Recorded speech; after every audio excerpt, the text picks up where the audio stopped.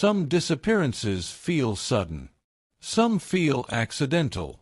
But every now and then, one feels deliberate, as if the mountains themselves reached out and took someone. And when rescuers finally found 27-year-old Elias Rowan, no one could understand how a grown man, an experienced hiker, ended up wedged deep inside a sealed steel drainage pipe. Miles from the trail he vanished on, with his hands pressed against the metal, as if he had been trying to claw his way out. What happened to him inside that pipe forced investigators to reopen an old case the community had tried to forget. A case involving a missing child, a ranger with a dark past, and a trail people whispered was cursed. Before we begin, I want you to imagine this: a ranger station radio crackling at 2:14 a.m. A voice, frantic, breathless, begging for help, claiming something was following them. Not an animal, not human, something that had come down from the ridge.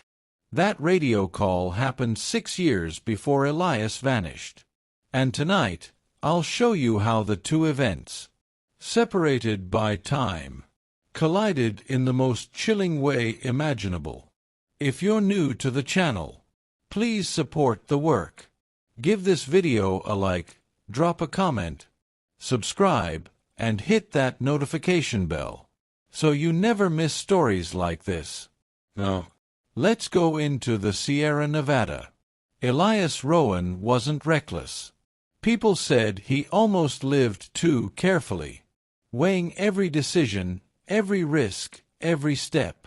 He had grown up in Northern California, and the Sierra Nevada was his childhood playground.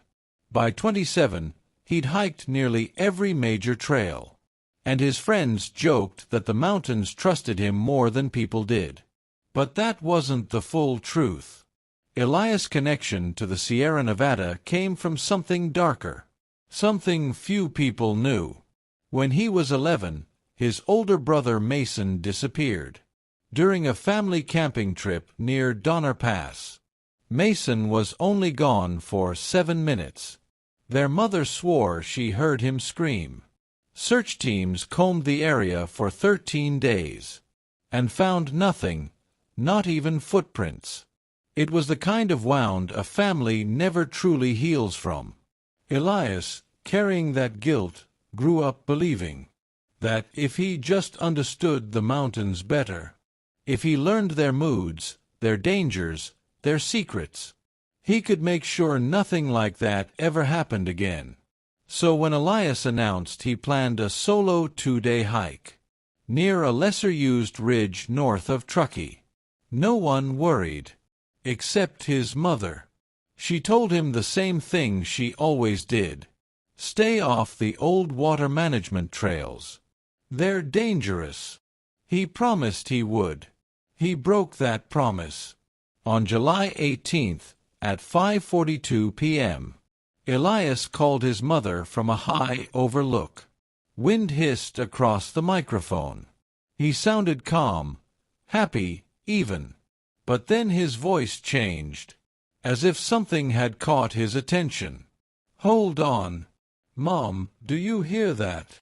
She didn't. "Sounds like metal? Like something banging." The signal crackled. Elias said he'd check it out, describing a small service path leading downward, marked by old, rusted water company signs. His mother instantly panicked. "Elias, don't go down there. Those trails flood. Stay on the ridge." But he laughed it off. "Mom, it's fine. I'll call you when I'm off the trail." It was the last time anyone heard his voice. When Elias didn't return home, a search was launched the next morning. Drones scanned the ridge. Teams combed the switchbacks. Dogs followed his scent for half a mile, until it suddenly vanished near a narrow maintenance road leading down toward the valley. The same kind of restricted path his mother warned him about. 3 things immediately troubled investigators. 1. They found only one set of footprints, his. No sign he'd walked with anyone. 2. They found no signs of a struggle. No broken branches, no drag marks. 3. His scent trail ended abruptly, as if he'd been lifted off the ground. Search leader Mark Hollister, a ranger with 30 years of experience, said something he'd only told his team. People don't just disappear mid-trail. Something takes them, or they leave willingly. But Hollister didn't believe Elias had walked away. On the 4th day, a dog team led by a handler named Rosa Viteri stopped near a steep embankment thick with brush. The shepherd stiffened, ears forward, tail low. It barked once, then again, and sprinted toward a ravine. At the bottom lay an old steel drainage pipe, part of the abandoned water diversion system from the 1970s. The kind workers sealed decades ago, after several fatal flash floods. The entrance was welded shut. Or it was supposed to be. Rosa noticed something horrifying. The weld marks around the circular entry were freshly broken, snapped outward, as if someone inside the pipe had been pushing to get out. The dog barked and clawed at the metal. Rosa radioed the team. Something's in this pipe. And a chilling thought spread across the search crew. If Elias got inside, how did the entrance reseal behind him? A rescue welder was flown in by helicopter. It took nearly 40 minutes to cut into the pipe. When the metal finally shrieked open, the stench hit them first. Stale, cold, airless. The pipe stretched 60 feet. Into absolute darkness. Mark Hollister went in with a headlamp. Just 20 feet inside, he saw something that made him stop. Hands. Pale hands. Pressed flat against the curved metal ceiling, as if frozen mid-struggle. Elias lay wedged inside. Body turned sideways. Knees drawn up. Positioned in a way no human could crawl into voluntarily. His skin was scratched raw. His fingertips were bloody. He had clawed the metal until his nails tore.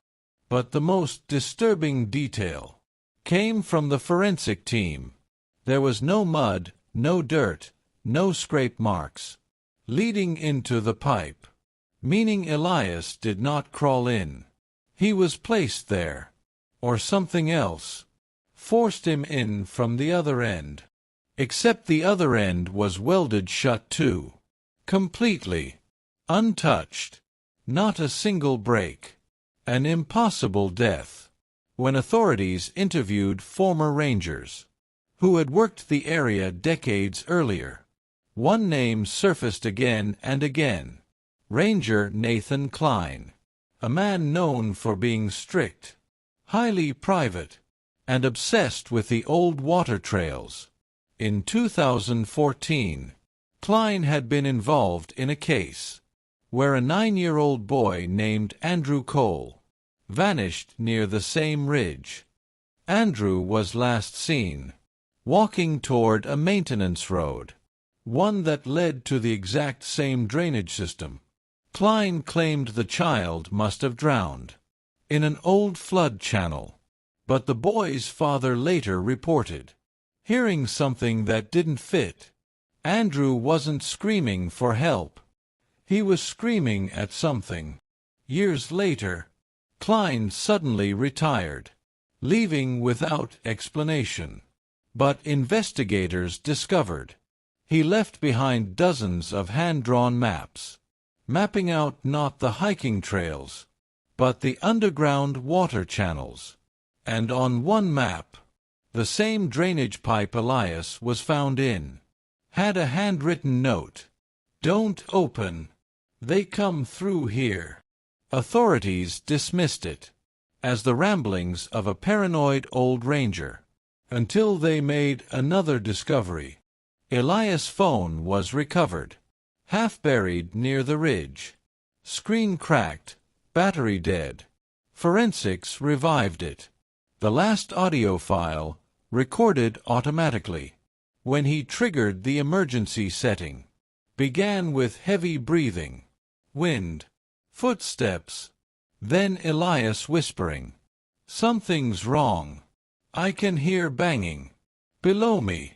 Metallic clanging echoed faintly, the same sound he told his mother about. Then, "Hello? Who's down there?" A pause. "Are you stuck?" More banging. Faster. Then Elias' voice broke. "Wait. There's something moving inside the pipe." A scraping sound. Not from the entrance. From deep inside. Then a thud, as if something slammed against the metal. From the inside. Elias whispered, "This pipe's sealed. How is something inside?" His breathing quickened. He ran. Branches snapped. He slid down somewhere steep. Then, a sound no engineer could explain. Metal bending, creaking, groaning, as if forced outward from enormous pressure inside. The recording ended abruptly, with Elias screaming, "No, don't. No." Silence. When investigators attempted to recreate how Elias could end up sealed in that pipe, nothing worked. The welds didn't match tool marks. There was no sign of human intervention. There was no flooding that day, no pressure capable of sucking him in, and no animal in the Sierra Nevada could enter a sealed pipe through solid steel. Some searchers believed Elias slipped, fell, and got trapped somehow. Others believed he encountered someone, a person who knew the maintenance system well. But the rangers who had heard the 2:14 a.m. call years ago said something different. Whatever was in that pipe was there long before Elias. When investigators returned Elias' belongings, his mother quietly asked, "Was he facing the exit?" They nodded. She sighed. "Mason was found like that too. In my dreams, I mean. He was always facing the way out." She looked toward the ridge. They both heard something. Something calling for help. Her voice broke, and they both made the same mistake. They tried to save it. Authorities resealed the pipe, welding it shut with industrial plates, and filling it with concrete to prevent access. But construction workers reported something disturbing. As the concrete poured in, the steel walls vibrated, as if something inside the pipe was pushing back. The foreman ordered everyone off the site until the rumbling stopped. 3 hours later, the pipe finally fell silent. 3 days after authorities sealed the pipe for good, a strange incident occurred near the same service road, where Elias' scent trail vanished. Just after dawn, a jogger named Brent Dawson reported seeing a man standing motionless midway down the maintenance path. The man was barefoot. His shirt was torn. He stood completely still, facing the ridge. Brent called out, but the man didn't answer. When rangers arrived 15 minutes later, the man was gone, but they found footprints, bare footprints, fresh, and the stride, the way the feet angled inward, matched Elias Rowan's exact gait analysis, taken from his hiking boots before the search began. But that was impossible. Elias' body had been recovered more than a week earlier. Ranger Hollister wrote one quiet line in his report. "If the dead are walking, they're not walking on their own." Investigators obtained permission to access the old Ranger Archive building, where retired Ranger Nathan Klein kept his private mapping files. Most were yellowed with age and water damage, but one metal drawer was marked with fresh scratches, as if someone had opened it recently. Inside were blueprint-style documents from the 1973 Sierra Nevada Water Diversion Project. Every underground channel, feeder line, culvert, and runoff conduit was drawn in thick navy blue ink. Some lines were crossed out. Some were circled. One entire section, running directly beneath the ridge where Elias was last heard, was scribbled over with red marker. "Unaccounted cavity. Do not enter." Investigators had no record of any unaccounted cavity. Klein had drawn something the government never officially noted. A second drawing made investigators freeze. It was a side view diagram of the drainage pipe where Elias was found. But Klein had added something that wasn't in the original schematics. A second internal chamber. A hollow space behind the sealed end. A space no welding report or inspection file had ever mentioned. Someone had altered the pipe structure in secret, or something had. Just when the case seemed to have reached a dead end, a woman named Marjorie Tills, age 68, contacted investigators from a nursing home in Reno. She had heard Elias' case on the news and asked to speak privately with Ranger Hollister. Her voice trembled as she told him, "You found him in a pipe, didn't you? Same as the others." Hollister asked what she meant. Marjorie explained that in 1978, she was a seasonal maintenance worker for the water project. She and her team once opened a similar drainage pipe after hearing panicked banging from inside. Inside they found a man, alive, barely, wedged into the pipe in a fetal position. He had blood under his fingernails and metal shavings embedded in his skin. Like Elias. The man kept repeating, "It wasn't empty. It wasn't empty when I got in." Marjorie said the water company handled it quietly and threatened workers with termination if they discussed it. She ended her statement with a whisper, "You can seal every pipe in those mountains, and it won't matter. It doesn't start in the pipes. The pipes are just how it gets out." Before Hollister could ask what "it" was, Marjorie began shaking and refused to say more. 2 weeks after Elias' death, the Cole family, parents of the missing 9-year-old boy from 2014, found something in an old storage box that had been overlooked for years. A trail camera memory card. It was from a hiking trip, taken just days before Andrew vanished. The father hadn't reviewed the footage, because the camera broke soon after.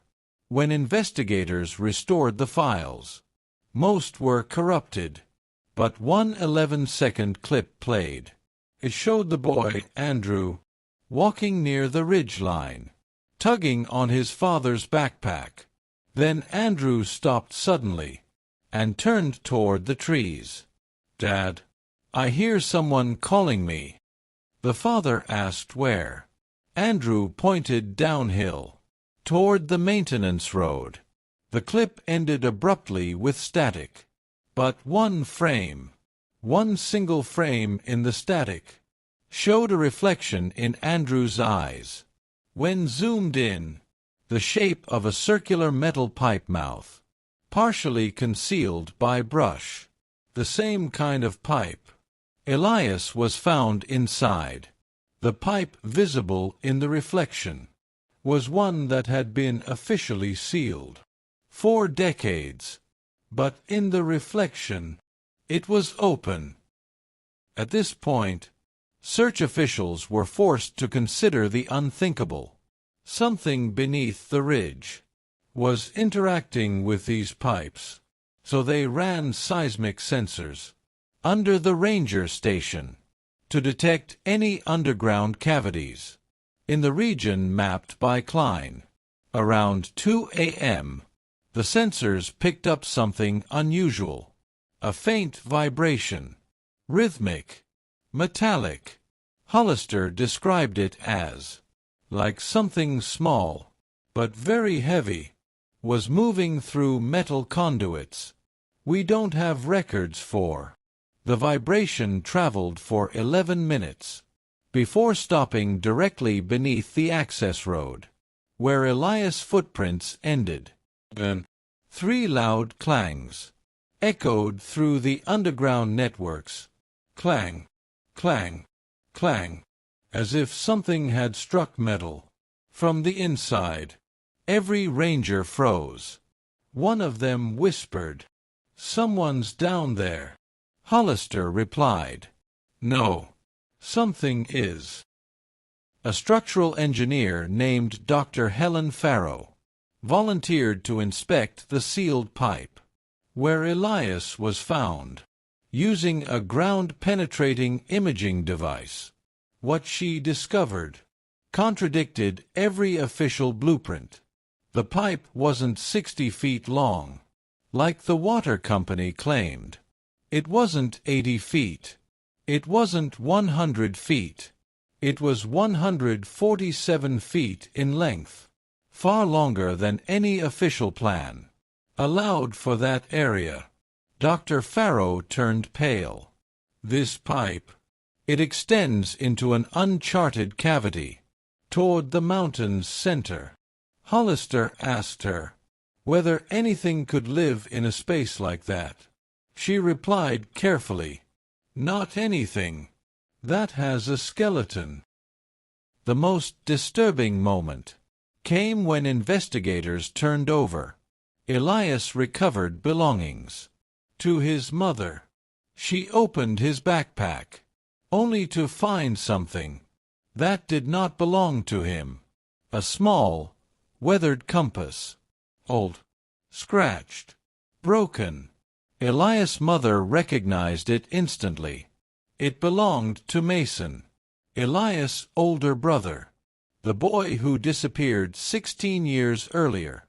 But Mason disappeared hundreds of miles from here. There was no explanation for how his compass would end up inside Elias' backpack in a different part of the Sierra Nevada, unless whatever took Mason had returned for Elias, unless it never left the mountains, unless it used the pipes to move between places undetected. Elias' mother cried quietly and whispered, "It followed him." A week later, Ranger Hollister received an anonymous envelope slid under the station door. Inside was a handwritten note. "Do not search the cavity. It does not want to be found. It only wants to be heard." On the back was a message, scratched in shaky handwriting. "If you hear banging, do not answer it." At this stage, the state officially closed the investigation, citing environmental hazards. But Hollister kept working privately. In his personal log, later obtained by journalists, his final entry described a chilling experience. He was inspecting a sealed maintenance hatch near the ridge when he heard it. 3 slow knocks from deep inside the metal. Knock, knock, knock. Then a faint, desperate voice. "Hello. Please, help. I'm stuck." I'm stuck in here. Hollister froze. The voice sounded like a man's. A grown man. But when he pressed his ear closer, the voice changed. It shifted. Like someone, or something, trying to imitate a human voice. From memory. Help. I'm in the pipe. It's dark. The pitch wavered. Then the voice whispered. Elias. Hollister stumbled backward. He knew Elias was dead. He had seen the body himself. He had pulled it from the pipe. He recorded one final sentence. It wasn't calling for help. It was calling for me. The investigation was formally closed. The mountain trails were reopened. Tourists walked freely again. But locals know the truth. On quiet nights, if you stand near the service road and listen carefully, you can still hear it. The metal trembling, the faint, rhythmic tapping, something moving through the old water conduits, beneath the soil. Some say it's just the old pipe settling. Others, especially those who grew up near the ridge, say you should never follow the sound, because once you hear the banging, you never stop hearing it. And if you listen too long, you might hear something worse. A voice calling your name. 2 months after the official closure of the case, the mountains had gone quiet again. Summer crowds thinned. Trails emptied. And the ridge, once filled with search teams and investigators, fell back into its old silence. But at 11:48 p.m. on an early September night, a pair of campers pitched near Summit Creek reported seeing a flickering light, slowly moving up the restricted maintenance road. They assumed it was a ranger, until the figure stepped into view. A tall man. Slow, deliberate movements. No backpack. His clothes soaked. His body covered in what looked like dark mud. And he carried a small flashlight, one that blinked weakly in the dark. The campers waved, calling out, "Do you need help?" The man lifted the flashlight, aimed it toward them, and for a moment, they thought he was going to answer. Instead he turned, walked back toward the embankment, and disappeared into the brush. Near the sealed drainage pipe, the campers radioed authorities. But when rangers searched the area, less than 20 minutes later, they found no footprints, just the faint smell of wet metal and a smear of something dark across the sealed pipe plate, as though a soaked hand had rested there. State officials attempted one final analysis before permanently closing the region.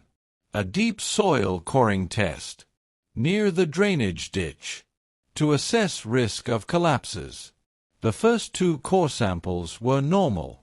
The third was not. The auger hit something hollow, 6 feet underground, a void. When researchers examined the extracted soil, they found something no one could explain. Traces of metal dust, identical to the shaved fragments found under Elias' fingernails. And worse, embedded in the soil, were small curls of keratin, consistent with human fingernails. But they weren't Elias. These samples were decades older, possibly from multiple individuals. The soil core was sealed and transferred quietly to the state lab. No report was ever released. Elias' family held a quiet memorial. In early October, his mother sat alone in the front row of the chapel. No music played, no slideshow, just a closed coffin and a photograph of Elias, taken 2 summers earlier at Lake Tahoe. During the service, She placed her hand on the lid of the coffin and whispered, "I know you were trying to help. You always tried to help." She paused, her voice shaking. "But you never learned that not every voice in the dark is meant to be answered." When the service ended and the family stepped outside, a sudden gust of wind swept the chapel steps, and for a moment they all heard it, a faint metallic echo from somewhere in the treeline. 3 soft knocks. Knock, knock, knock. A sound only the Rowan family recognized. His mother closed her eyes and whispered, "Not again." 2 weeks before retiring, Ranger Hollister left one final entry in the private logbook he kept hidden beneath the floorboard of the ranger station. The entry was dated 3:12 a.m. It read, "It learned our voices. It learned our footsteps, and now it knows the patterns of anyone who gets close." Hollister had gone out alone that night to the maintenance road, a mistake he immediately regretted. He wrote, "I heard it knocking, same rhythm as before, but when I stepped closer, the knocks stopped." He stood still, holding his breath. Then a voice spoke from inside the sealed pipe. "Mark." It whispered his name with perfect clarity. "Mark, please. I'm stuck. I can't get out."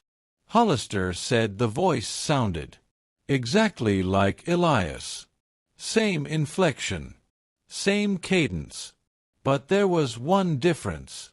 "I asked it what we talked about the last day of the search." Hollister wrote, "A test. Something only Elias would know." The voice paused, then answered, "The ridge, the ridge. I remember the ridge. Help me." Hollister dropped his flashlight and ran. He wrote 2 final lines. "It doesn't remember people. It remembers sounds. It repeats what works." 3 months later, winter storms rolled over the Sierra Nevada.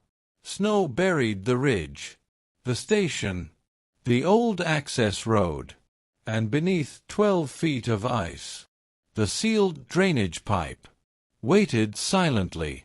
One evening, a highway worker plowing snow stopped near the ravine. After hearing something unusual, he stepped out of his plow into the freezing air.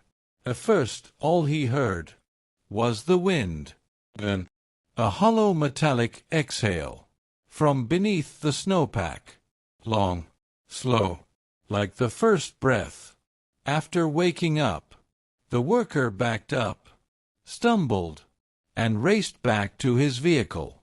He didn't file a report. He didn't tell anyone. But the ridge remembers. It always remembers. Because whatever lives beneath the Sierra Nevada hasn't stopped calling. And it hasn't stopped learning. Somewhere under the snow, inside the maze of sealed pipes and forgotten chambers, something moves slowly through the dark, dragging metal, scraping walls, waiting for another voice to answer its call. And when spring comes, and the ice melts again, the mountains will open their throat, and the knocking will be heard once more.